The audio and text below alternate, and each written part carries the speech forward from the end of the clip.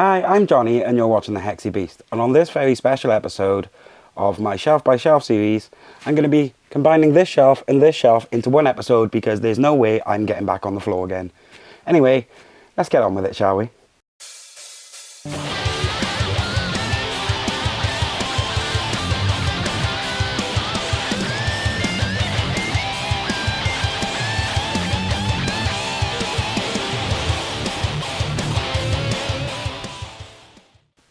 So here we are, back at it again with the Shelf by Shelf.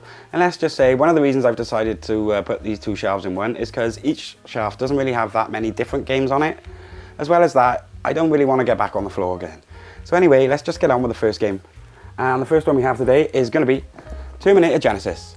And this is basically like a nice little dungeon crawler set in the Terminator universe. Has a lot of fun minis. There's some stands on them for the drones and stuff. They don't glue in or anything, but that's a good thing because if you break a stand, you can just sort of pop them back in. It has some interesting dice mechanics. It's less for resolution and there's more about placement and determining the strength of actions. It's a very interesting game, some fun scenarios, and I just kind of really like the theme because I'm a bit of a Terminator fan. So that was Terminator Genisys, Rise of the Resistance. Good little dungeon crawl. And next game on the list, we have Dragon Ball Z Perfect Cell Dice Game. And if you've been watching anything on this channel at all, you'll know this not only was the first review on the channel, it was also the first proper board game I owned, and it was what kickstarted the hobby. And it's a pretty basic dice placement game. You kind of roll dice and then you match symbols to beat a boss character. It's not that interesting, to be honest, but I kind of have a soft spot for it because it was my introduction to the hobby. So that was Dragon Ball Z Perfect Cell Dice Game. That was my first ever review on the channel. You can go see how bad it was. And the next one is basically X-Men Mutant Resurrection, aka Elder Sign, if you don't want to play it in the Arkham universe. It's pretty much identical to Elder Sign.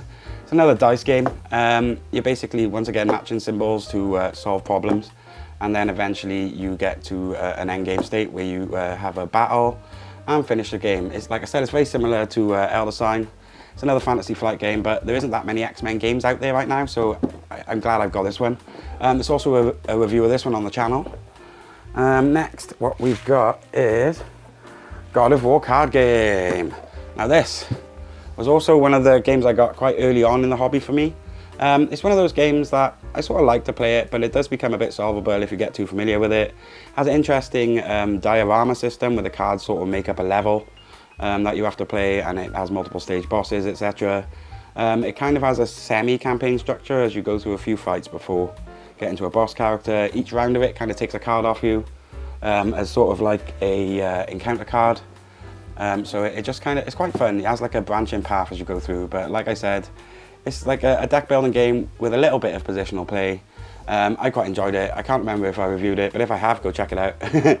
So that's going to go all in the played pile. So far, everything's been played, so that's a good start. And next, we have Aliens, Another Glorious Day in the Core. And I quite like this game. It's basically a dungeon crawler set in the Aliens universe. This is the core set, which one of the things that I wasn't so sure about with it was the fact that the core set only actually has like 3 scenarios in it. It also forces you to play all the characters, whether they're in bot mode or not. But yeah, it's quite a fun game, and a fan of the channel also sent me some nice 3D printed minis I can use for it instead of those really flimsy ones that kind of came with it. So yeah, that's been in the played. It's in the played pile. So far, everything been played. This is also where my base set for the Arkham Horror card game lives, and it's pretty much just another LCG. I've got a nice big white box down the side of my shelf with the rest of the cards I own for it. It's a lot of people say this is their favourite game. I can totally see why, but to me it's just another LCG. They all have a different feel, and I kind of like my 3 main at the minute is the Lord of the Rings, Arkham Horror, and the one I have the most cards for is probably Marvel Champions, but I do also like Arkham Horror a lot. It's a very good card game. Next, this is actually an old core set, by the way, before they did the revised one. There's now a revised core set which has better cards in it. Well, enough cards to play 4-player at least. It doesn't matter here though, because we're a solo channel. So the next game on the list is Sagrada, which is actually, it was like my 3rd or 4th game in the collection. It's just like a nice little dice placement puzzle game. It has a lot of replayability, plays very quickly, it's easy to learn, I just want to say that when a lot of people start out in the hobby, this is usually the game I suggest for them to get, because it's always available. It's not tricky to find. The rules are quite simple to learn. Like I said, it plays quickly, and it lets people get used to that whole like solo gameplay aspect of things. So yeah, we really quite enjoyed Sagrada. In fact, I've got expansions for that dotted around the place, which you might have seen already. I can't remember, maybe not. Let's have a look what else we've got down here.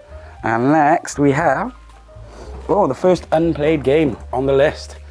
And it's kind of unplayed. It's only unplayed because I've played other games in the series right now. I haven't opened this one yet. But this is another one of those Dungeons and Dragons Adventure Series games that I'm always banging on about as like my first dungeon crawl for people, because when people want simple dungeon crawls and they don't want a lot of rules, I tend to suggest this system. The only thing with it is if you don't like it, that the enemy will always get to hit you at the end of your turn. It's not as reactive with regards to blocking and stuff. So you kind of just take the hits as soon as they appear. If that's something that might bother you, I would probably try something else, but for me, I don't mind it. It just kind of wears me down a bit though sometimes. But I do really like all the games in the Dungeons and Dragons Adventure series so far that I've played. I'm actually looking forward to cracking this one open at some point as well. So let's move on. Oop, that's one shelf done. Now on to the next shelf. Okay, the first game here is actually another one of my favorite Euro games, even though I don't play it enough. It's really hard to win because it has a really high points threshold. This is the Magnificent. This is actually a first edition which still has the pointy bits in it. But I found it quite early. It just appeared in a local game store and I picked it up, and I didn't realise just how good it was going to be. It's like another dice placement game. It seems all the dice placement games seem to live on the bottom of this shelf, don't they?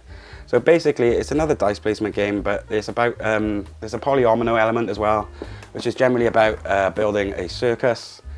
It's a lot of fun. I play it a lot, but like I said, in the solo mode, you're trying to get 300 points, and that is tricky, to say the least. So moving on, the next game we have is This War of Mine, the board game, which I want to say is probably one of my favourite narrative-driven games that I own at the moment, because it's just, the stories in it are quite dark and gritty. I also quite like using the app for it. You don't have to. It comes with a big book of stories. It's quite bleak though. I think if you have some problems with depressing stories and stuff, I would avoid it generally, because the themes and the stuff it tackles is actually pretty dark. But for me, I find it gripping. It's, like I said, it's probably one of my favorite story-driven games. It's kind of a survival game. You're building out a survival base, and then you're going out on missions at night time in order to gain supplies, etc., and avoid dying, hopefully. It's quite bleak, but yeah, This War of Mine, another one that I really enjoy, even though it takes me all night to play it. But the stories it tells are amazing. And this is the final part. This is actually where my Lord of the Rings Journeys in Middle-earth collection lives. The final game in the list. If I can find a place to put it. It's actually quite a lot when you get two shelves out, isn't it? We've got this guy. And I really like this. It's one of those app-driven dungeon crawler things from Fantasy Flight, similar to like Descent or Mansions of Madness 2nd edition, or Imperial Assault was, I think, the first one they used the app with. But yeah, this one is actually the game in my collection that actually has the most plays. This one is around 160 plays so far, and that's because when I first got it, it was the first game I had that had minis in it. So I kind of played it a lot, and I went through all the campaigns multiple times. And then as expansions came out, I obviously added to it. So we've got like a load of minis, a load of map tiles, and a load of cards all split separately, all over the place.